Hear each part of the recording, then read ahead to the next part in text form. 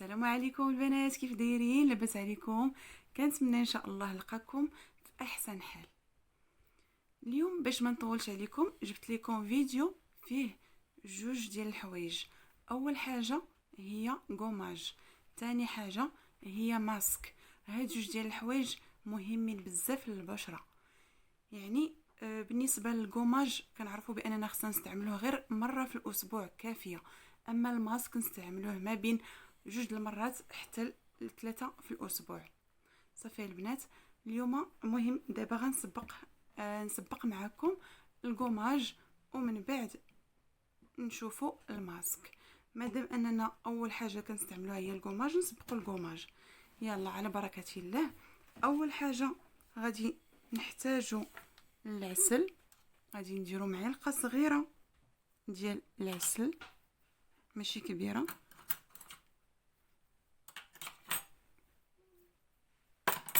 هي هانتوما البنات غير هذا القياس. من طبيعه الحال كنتكلم على العسل الطبيعي ماشي العسل الاصطناعي. هيا كنعرفوا بان العسل المصنع راه كيدخل فيه بزاف ديال الحوايج، كيدخل فيه غليكوز او عسل السكر. حنا ما محتاجينش، اللي حنا بغينا داكشي طبيعي. يعني حتى البشره حتى هي كتحتاج الحوايج اللي هي كتكون طبيعيه حره. ثاني عنصر هو التفاح. انا هنايا عصرت، ها هو العصير، واخا كيبان لكم البنات هذا هكا، ها هي التفاحه، هي ماشي عصرتها مي حكيتها، والماء ديالها هو اللي صفيته مزيان وخرج ليا هنا. ها هو كنعرفوا بان التفاح اولا الماء ديال التفاح بالزربه كيولي كيتبدل اللون ديالو. ها هو هانتوما غنحتاجو فقط هذا القياس، نقدروا نديرو حتى 3 ديال المعالق صغار او 4 على حسب لا تيكستور اللي بغينا. ها هي الرابعه.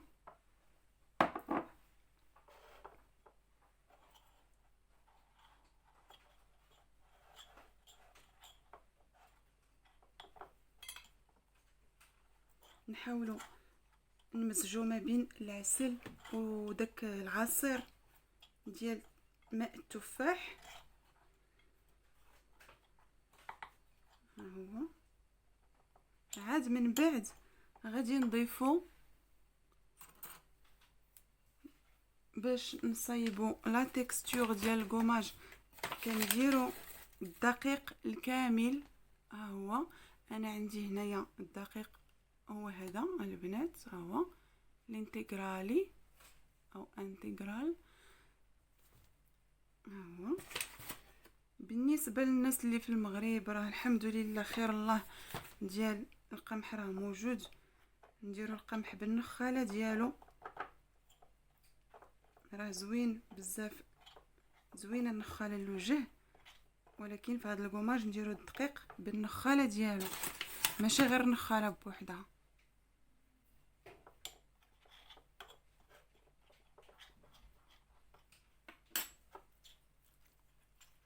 هانتوما البنات ها هو دابا وجد ليا الكوماج ديالي. 3 ديال العناصر ماشي كتار، ونحيد من راسي العكز، وبالزربه نخلط كوماج. ها هو راه كلشي الحمد لله كاين في الدار، العسيله كاينه في الدار، التفاح حتى هو كيكون عندنا في الدار، الدقيق خلاص راه كنستعملوه في بزاف ديال الحوايج. ها هو هاد الكوماج هذا كنغسلو وجهنا مزيان. ملي كنغسلو وجهي مزيان بجيل نيطويون تاع وجهي، كنغسلو بالماء الدافئ مائل شويه للسخونيه باش يحل ليا دوك المسام. ومن بعد نطبق عليه هذا الكوماج هذا ونخليه شويه غير ما بين انه باقي يميد وما بين انه بدا كينشف. ومن بعد نبدا ندير على البشره ديالي. ملي كان يقرب ينشف لينا الكوماج من بعد نخدموها هكا بحركات دائريه عكس عقارب الساعه. ندور الدوره الدمويه لوجهي ونخرج البثور والاوساخ، ويتنقى ليا الوجه ودوك المسام اللي تحلوا بالماء الساخن او الماء الدافئ، يخرج منهم كلهم الاوساخ اللي كيتسببوا ليا في البطور. نتوما غير اليدين كيفاش كيردهم زوين بزاف زوين. شفتوا البنات؟ مع داك العسل كيعطي هاد ليفي هذا هكا. العسل راه هو مهم للنضاره ديال البشره، وفي نفس الوقت كيساعد الكوماج باش يخدم الخدمه ديالو. المهم البنات، بالنسبه من بعد مني كنخدم الوجه ديالي تقريبا من دقيقه ونص حتى لجوج الدقائق كنغسلو، ومن بعد كندوز للماسك. ودابا بقاو معايا باش ندوزو للماسك ديالنا. صافي البنات، يلا.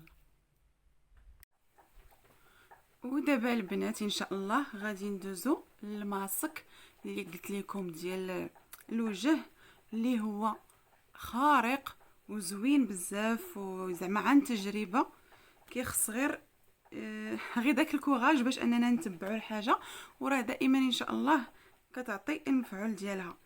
خصوصا ان الامور كلها والعناصر كلها الحمد لله طبيعيه. الوغ نقول لكم دابا العناصر راه ماشي صعيبه وماشي كثيره بزاف. اول حاجه حليب الكوكو، ها هو انا ديجا هنايا راه ذوبته. كاين حليب الكوكو راه كيتباع موجود، كاين في لي سوبر مارشي، تقدروا تستعملوا هذاك الحليب اللي هو ديجا واجد. انا حيت كنستعمل هذا كناخذه من امازون، كنكومونديه كيبقى عندي هكا غبره، وقت ما احتاجيته كنستعمله.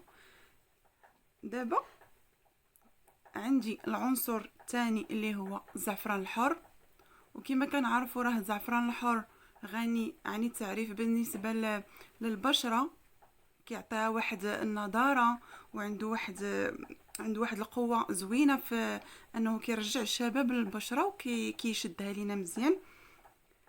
هذا ثاني عنصر قلنا. عندنا ثالث عنصر اللي هو التمر. عندي هنا 3 ديال التمرات بهذا النوع هذا، غادي نحيد لهم العظم ديالهم باش نستعملوهم في الوصفه ديالنا. والعنصر الجديد في الوصفه هو هاد الحلوه هذه، هي مكتوبه عليها هنايا دوبيا بانا، يعني مخدمينها بلا كريم فريش. هي كتكون مصوره فيها هاد البقره.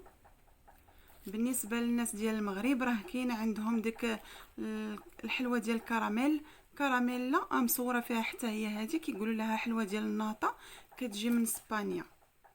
صافي البنات، هادو هما العناصر ديال الماسك، ها هو. ودابا غادي نحيدوا العظم لهاد التمره هذه، هاد 3 ديال التمرات، ونديروا 3 ديال المعالق من حليب الكوكو، زائد هاد 3 ديال الحلوات، وشويه قبيصه دابا نوريها لكم ديال الزعفران الحر.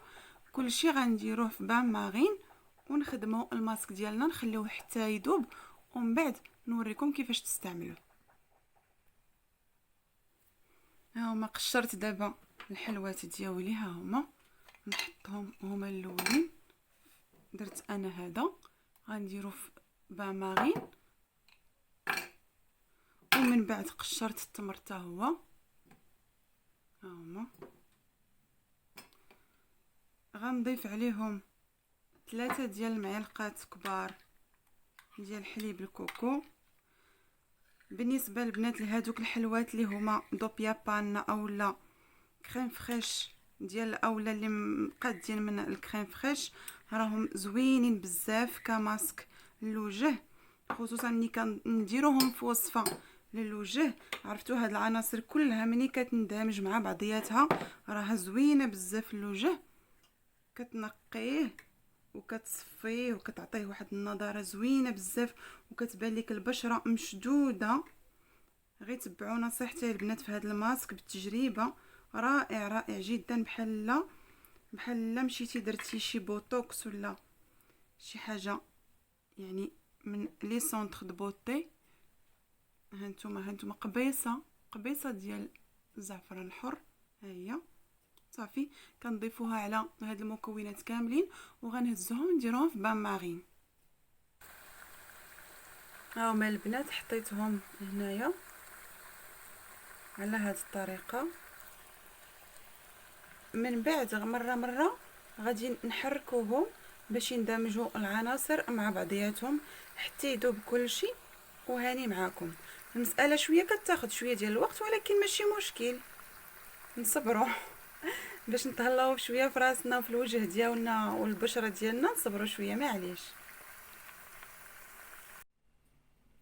ها هو البنات دابا راه الماسك ديالي وجد وخليته شويه حتى يبرد، لان ما يمكنليش نستعملو ساخن.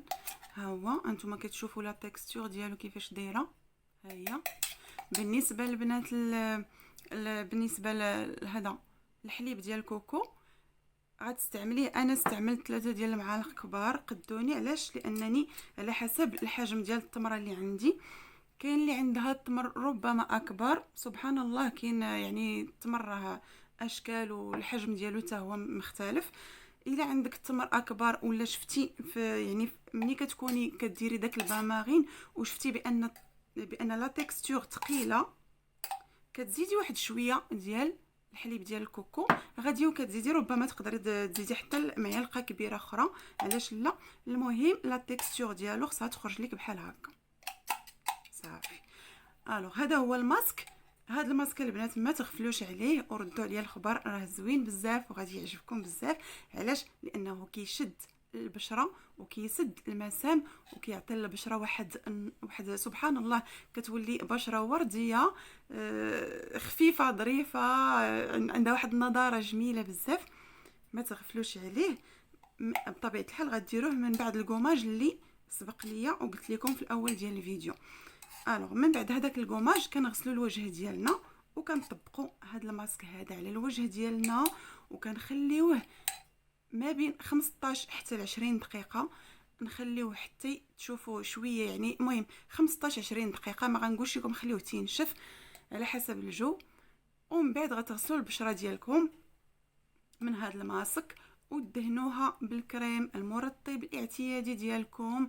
ضروري دائما من كريم مرطب باش البشره نعطيوها الحق ديالها في الترطيب وفي الغذاء ديالها، وتكون عندها واحد المرونه والليونه والنضاره.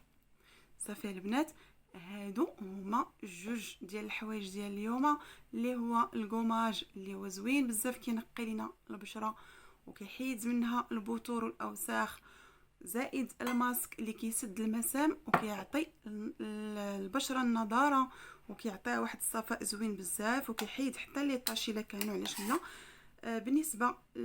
بالنسبه لهذا القياس هذا البنات راه ما غاديش تستعملوها غير مره، راه تقدروا تستعملوه حتى 3 ديال المرات. يعني هي هذيك جاتكم مع السيمانه. غادي ديروا مثلا هذا القياس اللي درنا اليوم راه اسبوع، يدي لك اسبوع. دونك غديريه 3 المرات في الاسبوع. ملي غديري القياس اللي يقدك في وجهك، الباقي غديريه في قريعه ديال الزاج ولا شي حك صغيور كان عندك فيه كريم وخوا، ديريه وسدي عليه وخشيه في الثلاجه. وقت ما بغيتيه تستعمليه ان شاء الله. كنتمنى نكون عند حسن ظنكم دائما، وما تنسوش التشجيعات ديالكم للقناه، وراه ما حدكم تتشجعوا وديروا اشتراكات، والقناه كتعطي اكثر واكثر مع اللايكات ولي كومونتير زوينين اللي كيحفزوا القناه وكيحفزوني حتى انا باش نعطي اكثر. وشكرا لكم. هانتوما كتشوفوا لا تيكستور هنايا مباشره ديال الماسك كيفاش دايره زوينه، كتشهي حتى في الماكله كتشهي لينا فيها العناصر زوينين بزاف. كنتمنى نكون عند حسن الظن ديالكم. ودابا ان شاء الله خليتكم في امان الله وحفظه، والسلام عليكم ورحمه الله تعالى وبركاته. نتلاقاو في فيديو جديد وفي وصفه جديده وفي معلومات جديده. مع السلامه.